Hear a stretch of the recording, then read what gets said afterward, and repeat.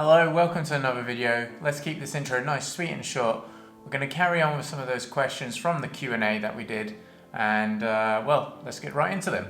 Scott Cadby asks, what advice would you give to someone like me that wants to start trail running and eventually doing ultra marathons? Well, Scott, I would trust yourself first of all. You're doing the right things. You're obviously watching and getting information about trail running because maybe you're subscribed to my channel for that very reason. So surrounding yourself with knowledge, information, that is the best thing that you can do, because then also it inspires you to go out and do it. And the second best thing, what would I say? Go out and do it. Look, you don't have to be going out and doing 20, 30 kilometers on the trails. Just go do like 2 kilometers in the middle of your normal run that you do. So best advice is just go out, do it, and don't have any pressure on yourself. Kurkista asks, Moika Mark, well that's saying hello, Mark in Finnish. What's your favorite piece of running garment and why? Great question. You know, we always say, you know, you only really need one thing for running, and that's shoes. But I'll leave the shoes out of this element, and I'd say it's this Salomon running jacket that you probably see an overlay just here. It's super versatile. It keeps me warm enough in the cool days, but also cool enough when it's not super hot, but just maybe a light drizzle. It's a really versatile piece of kit.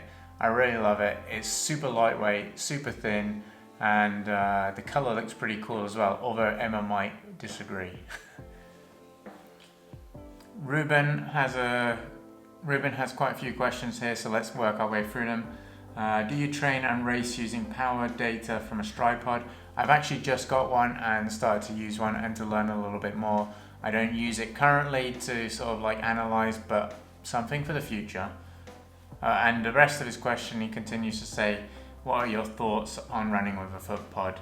I just use it to look at my cadence and the power data post run.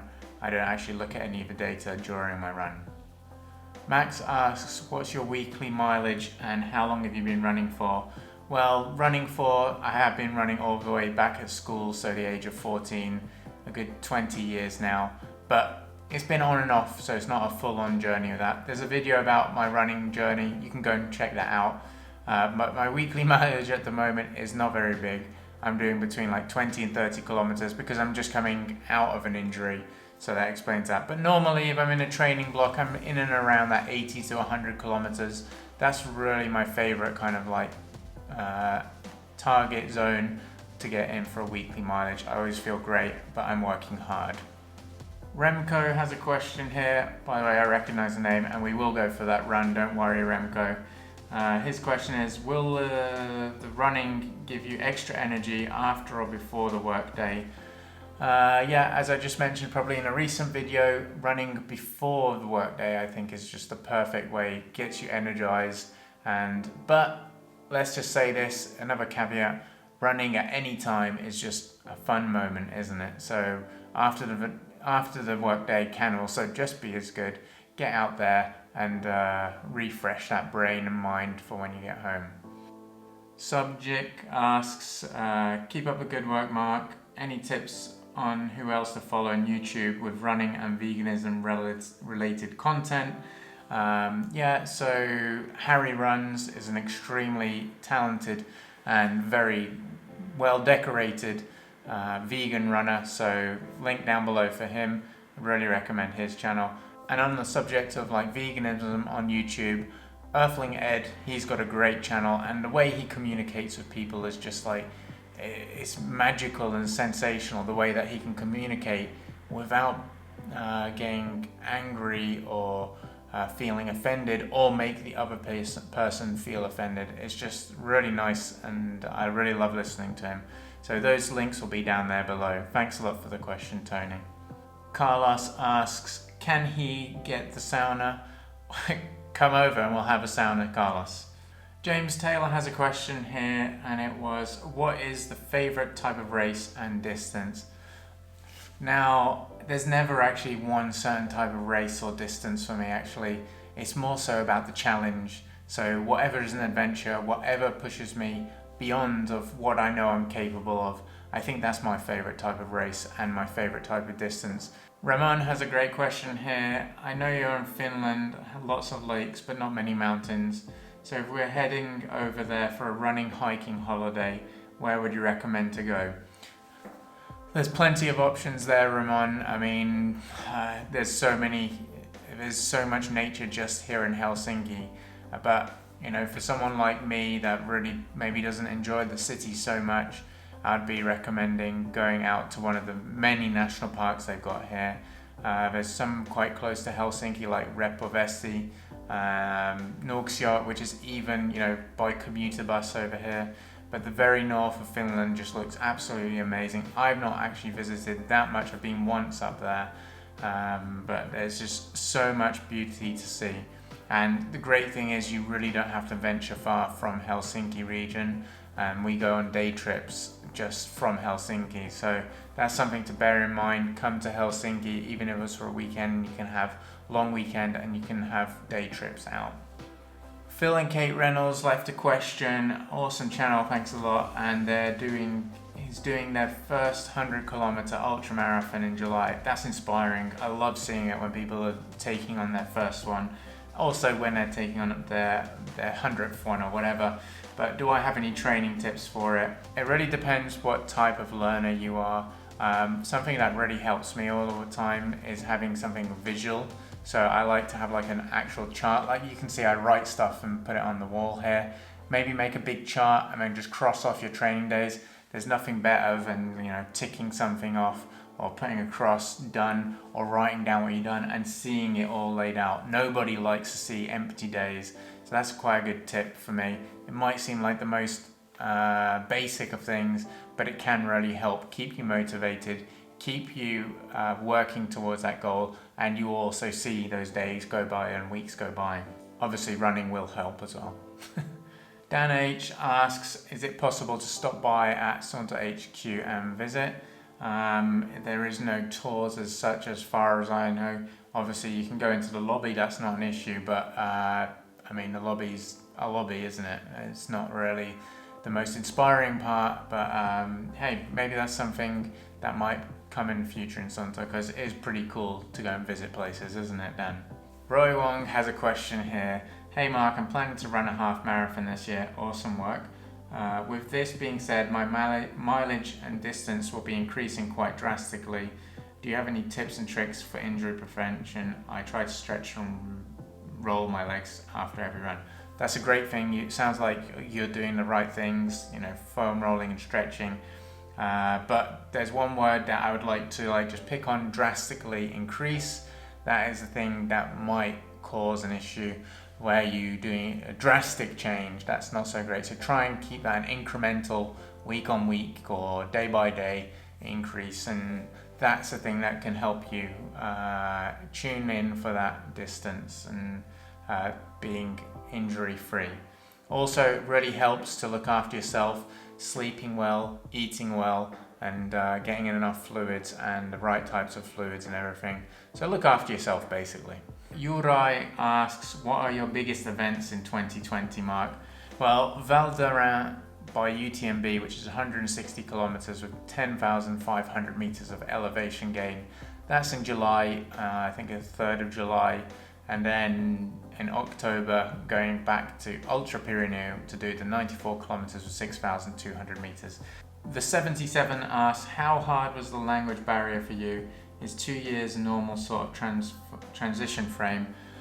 Well, I was very lucky when I arrived here. I was unemployed and I managed to get on this course, which was pretty hardcore, intense language course, 5.5 hours every day, and there was no speaking English there, and that's how I started to learn the language. If you were here, you can transition pretty quick, to be honest, because the majority of people speak English and they want to learn and practice their English as well, so that helps in that sense. Nicola asks me, can I recommend a good sports bra? Well, I can't personally. I've not really been trying them on that much, just the odd time here and there. But Emma does recommend this bra here that she runs in all the time from Salomon. It's a really good one. Davide has a nice question here. I would love to start running a bit more often. I've tried unsuccessfully many times over the past years, but apparently I'm not able to understand the stress I put in my body. Would this watch help me to feel and prevent injuries and overload workout time, etc. relax? A video on the approach to running, that would be appreciated. So I don't think the watch is going to help you per se, because you really need to feel and listen to yourself. No piece of technology is going to, in my eyes, really, tell you how you truly feel.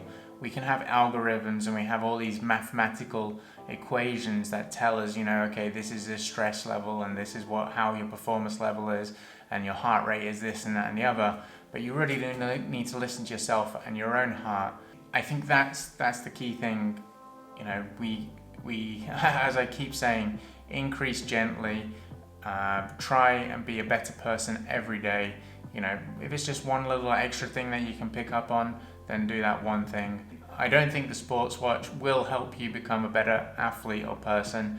I think you need to concentrate on yourself, and these things can help and assist you on it, but you really need to look in yourself first. Gabriel asks, congrats for working at Suunto, thanks a lot. The question is, which is the favorite race that you've done? Hands down, without a doubt, is Ultra Pirineu. I've only done it twice, but it's just the most amazing scenery in the Pyrenees, Catalan Pyrenees, and you get to spend so long out there. The people are amazing. The event is organized super well. They've got so many aid stations with such a great, loads of different types of fruit, and I'd really recommend it for anyone. I'm going back this year. Ron asks, have you tried turmeric for recovery and what are my thoughts on it? I used to put fresh turmeric into my smoothies quite a lot. You get yellow hands and fingers, and if you think about it, if that yellowness, if it stains so much on kitchen utensils and your skin, imagine what it does to your insides. It must have some pretty strong and awesome capabilities. I'm a little bit skeptic towards the powdered and freeze-dried stuff. I do have some of that myself. I'm sure it has a little bit of an aid and tastes good, but I think the fresh stuff is where it's at. Anjol, hi Anjol, hope you're doing well, asks, have you worked on the new Suunto 7? If so, which was your task? Yeah, I've been working on the project and I've been testing the watch for the past year. So that's been pretty exciting to see it go from, when it was inception in a sense, or not inception, but from when I first got my hands on it to, hitting the mark. It's just pretty amazing to see. And it's like seeing one of your children graduate or something. I've got no children, but I assume that's what it would be like. Dan Runs asks, look at this comment section, it's on fire? I don't know. Is it on fire, Dan? Dan Richard asks, my question is, when you're training, is it more about getting the miles in or the time? And for example, 20 miles no matter what, or 3 hours is good. Great question, Dan, there.